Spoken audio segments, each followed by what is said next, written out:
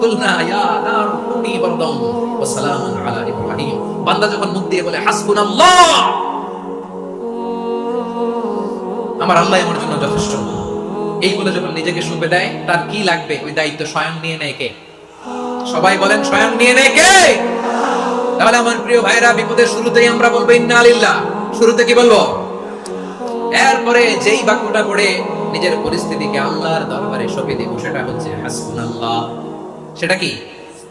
বিষ্ণু বলেন লা ইয়াজালু লিসানুকা রাতাবান মিন যিকরিল্লাহ। সব সময় আল্লাহর স্মরণ দিয়ে, জিকির দিয়ে জিহ্বাটারে সিক্ত রাখো।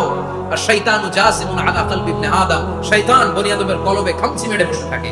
ফাইদা যাকারাল্লাহ খালাসা, মানুষ যখন আল্লাহ স্মরণ করে জিকির করে, শয়তান দৌড়ে পালায়। ওয়া ইদা গাফালা ওয়াসওয়াসা, যখনই বনি আদম গাফেল হয়, তখনই শয়তান তার হৃদয়ে ওয়াসওয়াসা দেয়।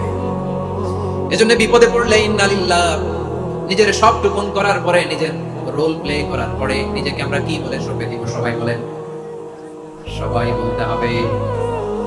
আর জোরে বলে, মনে থাকবে? বিপদে পড়লে প্রথমে ইন্না লিল্লাহ, এরপর নিজেকে যখন সঁপে দিব তখন হাসবুনাল্লাহ।